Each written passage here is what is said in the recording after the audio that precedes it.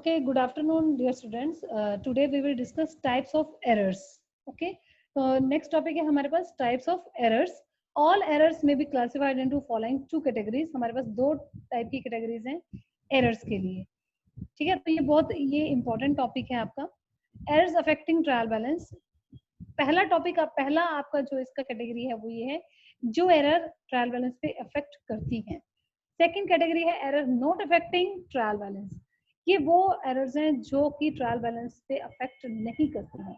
अब ये किस टाइप के एरर्स हैं जो अफेक्ट करती हैं और नहीं अफेक्ट करती, कैसे पता चलेगा आपको? तो students, errors affecting trial balance जब अफेक्ट करेंगी तो ऑब्वियसली इसका जो टोटल है वो मैच नहीं करेगा, टैली नहीं करेगा. आपको पता चल जाएगा कि यहाँ पर अफेक्ट हो रहा है. ठीक है, तो errors affecting trial balance, if the trial balance does not tally, it will indicate that the certain errors have been committed, so which have affected the agreement of the trial balance. हमारे trial balance का हमारी पहली condition यही है कि हमारा debit और credit balance दोनों बोथ शुड बी इक्वल. अगर ये इक्वल नहीं आ रहे हैं, ये टैली नहीं हो रहे हैं, तो बिल्कुल ये रीजन यही है कि इसमें कहीं ना कहीं कोई ना कोई एरर कमिटेड है. Okay, so the accountant will then proceed to find out the errors and ultimately the error will be located. Accountant इसमें अगर एक बार प्रोसेस करना स्टार्ट कर देगा उसको ढूंढने के लिए, तो वो उसको ढूंढ के ही फिर उसके बाद उसको छोड़ेगा. तो सच एरर्स आर कॉल्ड, इसको हम कहते हैं error disclosed by trial balance और error which affect the agreement of the trial balance. ठीक है, तो ये किस टाइप से हैं, अब इसके कुछ एग्जांपल्स मैं आपको बता रही हूँ. फर्स्ट है wrong casting. if the total of cash book or some other subsidiary books is wrong, suppose कर लो कैश बुक का टोटल रॉन्ग हो गया, the trial balance will not tally, तो आपका ट्रायल बैलेंस टैली नहीं होगा. अगर किसी एक पर्टिकुलर बुक या किसी एक पर्टिकुलर अकाउंट का टोटल आपसे रॉन्ग हो जाता है तो उस केस में आपका ट्रायल बैलेंस मैच नहीं होगा. For example, total of the purchase book has been added 1000 in excess. आपने परचेज बुक को 1000 एक्सेस से ज्यादा से टोटल कर दिया. अब ये देखो वन साइडेड है क्योंकि बुक्स में आपके पास टू साइडेड नहीं है. परचेज बुक सिर्फ परचेजेस को ही शो कर रहा है यहाँ पर. तो when this total will be posted to the debit side of the purchase account, अब जब आप इसको परचेज अकाउंट में शो करोगे तो ऑब्वियसली परचेज आपका क्या हो जाएगा, 1000 से एक्सेस में हो जाएगा, ज्यादा से हो जाएगा. और ट्रायल बैलेंस में डेबिट साइड आपकी 1000 से ज्यादा हो जाएगी क्योंकि परचेज आपका डेबिट बैलेंस होता है और आपका डेबिट बैलेंस उसमें एक्सेस में हो जाएगा 1000 से, तो वो टैली नहीं होगा. ठीक है, तो ये रॉन्ग कास्टिंग की वजह से हुआ. सेकेंड है posting to the wrong side.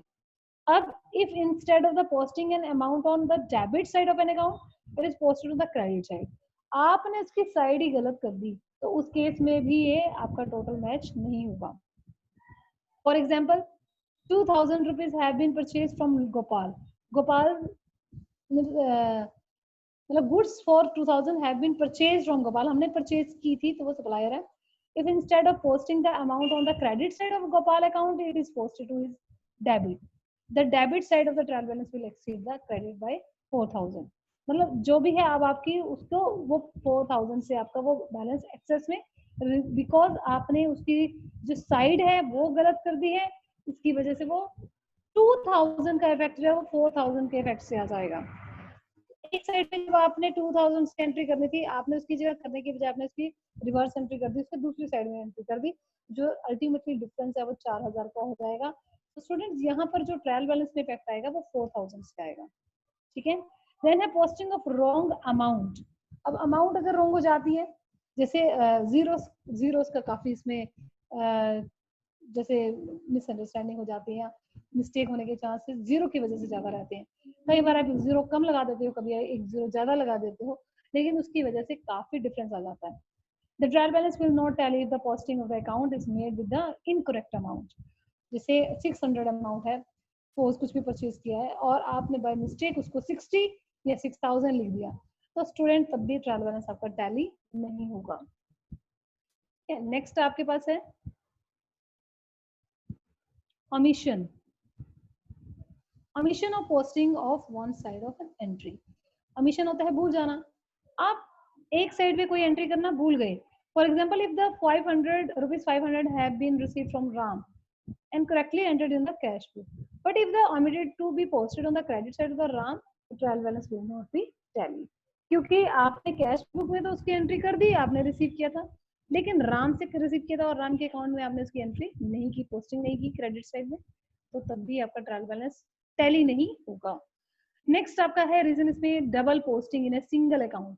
आपने एक अकाउंट की डबल पोस्टिंग कर दी, ठीक है। If 500 have been receive from Shyamlal and correctly entered in the cash book, आपने कैश बुक में तो सही कर दिया, but if the posted twice in the credit side of Shyamlal, Shyamlal के अकाउंट में आपने 2 बार उसको पोस्ट कर दिया, तब भी आपका ट्रायल बैलेंस टैली नहीं होगा। नेक्स्ट है error of totalling and balancing of account in the ledger. अगर जो टोटलिंग है एरर और जो बैलेंसेस आपने लेजर के निकाले हैं, अगर आपने उसमें मिस्टेक कर दी, तब भी आपका ट्रायल बैलेंस मैच नहीं होगा।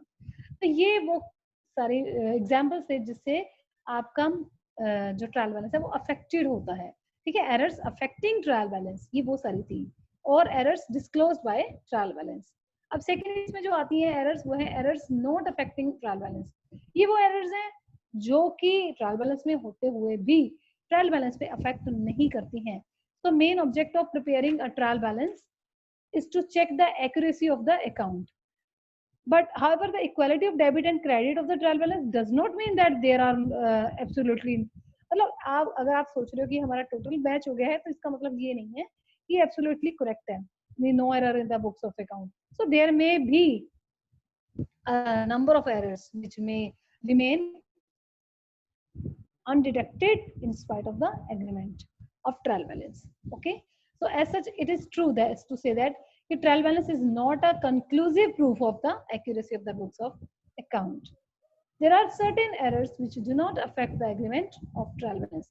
बहुत सारी ऐसे error हैं जो कि ट्रायल बैलेंस पे इफेक्ट नहीं करती हैं, जबकि होती हैं उसमें तब भी उस पे इफेक्ट नहीं करती हैं। Very important topic of this chapter, errors of omission. First point है इसका, एरर ऑफ ओमिशन, मतलब अगर आप एक ट्रांजैक्शन को रिकॉर्ड करना ही भूल जाते हैं, if your transaction remains altogether recorded either in the journal और इन सब्सिडरी बुक, आपने जर्नल या सब्सिडरी बुक में ही उसको रिकॉर्ड नहीं किया है, तो ऑब्वियसली आप भूल गए उसको लिखना।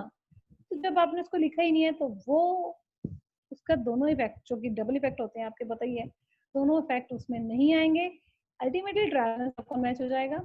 लेकिन क्योंकि आपने उसको उसमें मिस कर दिया है, तो उसकी वजह से आपका ट्रायल बैलेंस एग्जैक्ट नहीं है, रॉन्ग है, ठीक है।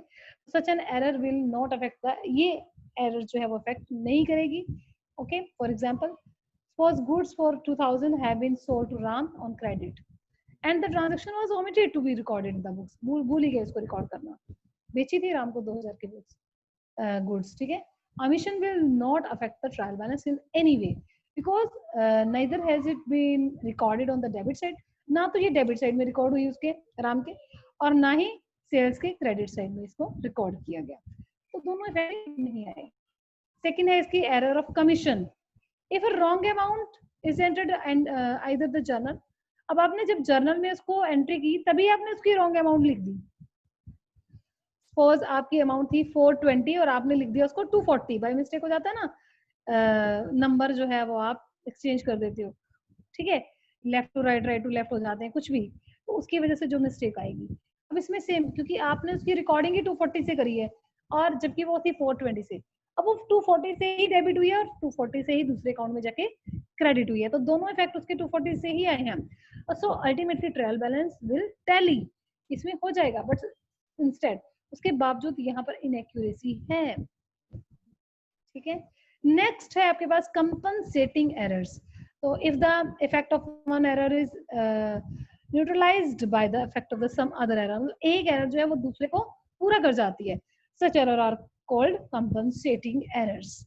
For example, while posting on the debit side of Anil account, आपने अनिल के अकाउंट की डेबिट साइड में था तो ₹50 are posted instead of ₹500, while posting on debit side of Sunil's account 500 are posted instead of ₹50, मतलब एक का अमाउंट था ₹50 और एक का था ₹500, ठीक है।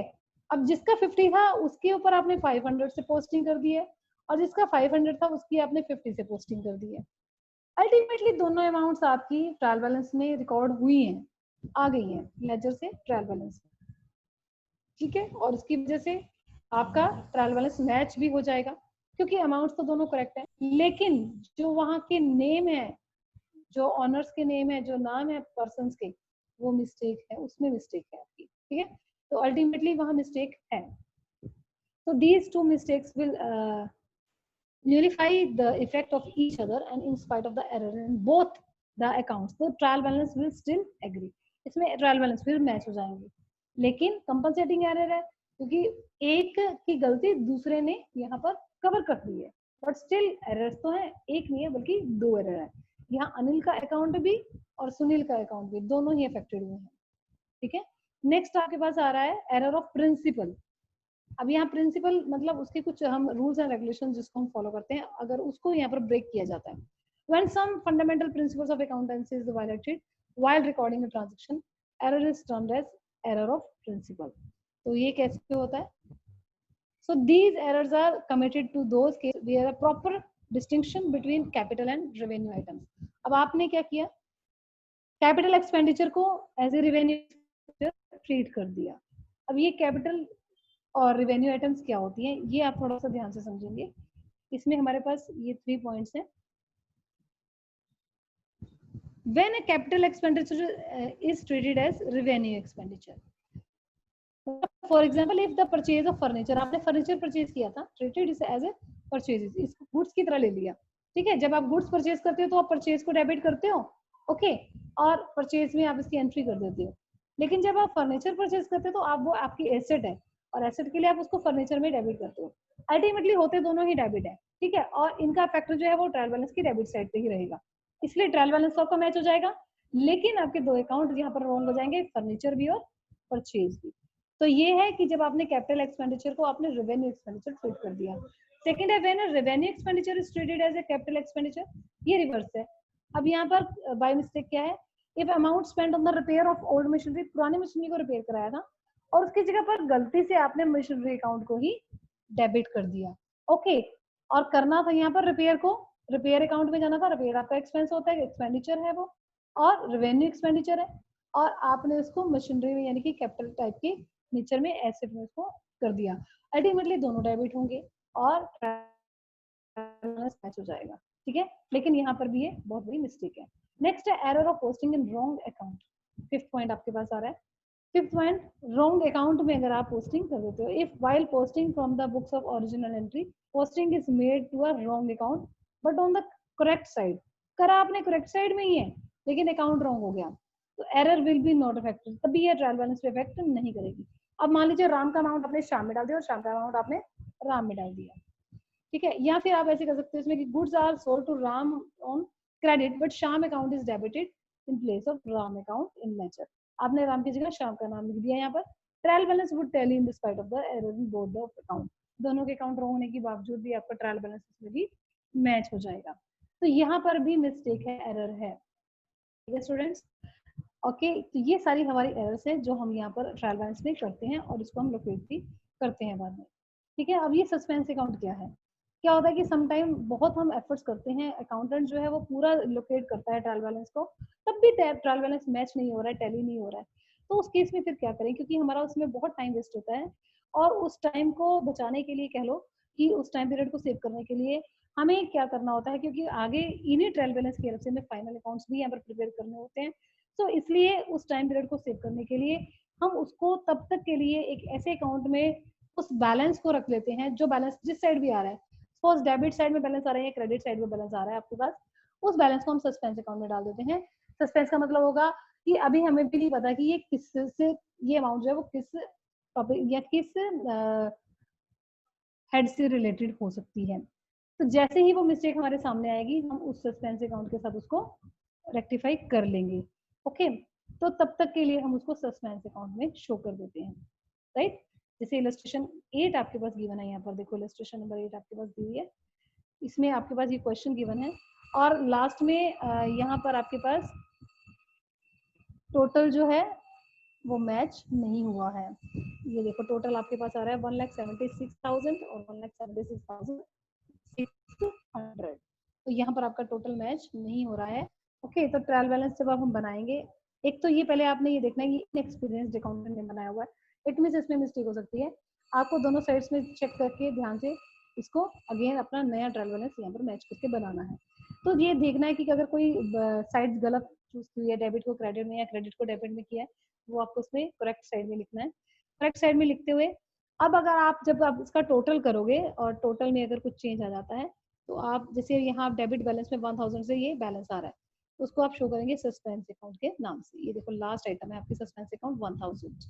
ओके, तो 1000 से आपने इसका बैलेंस अभी फिलहाल आपने इसका टोटल इक्वल कर लिया, उसके लिए आपने सस्पेंस अकाउंट में इसको डाल दिया। लेकिन जैसे ही हमें ये मिस्टेक यहाँ पर फाइंड आउट हो जाएगी, हम इस सस्पेंस अकाउंट को क्या है, ये डेबिट हो रहा है, हम इसको क्रेडिट कर देंगे। ठीक है, तो जैसे ही वो डेबिट आइटम हमें मिल जाएगी 1000 से, हम इसको क्रेडिट कर देंगे, तो अल्टीमेटली सस्पेंस अकाउंट ये अपने आप ऑटोमेटिकली क्लोज हो जाएगा। ठीक है, सेम ऐसे इलस्ट्रेशन 9 है ये आपकी, तो you can do your by yourself. Students आपका चैप्टर डन है ये, तो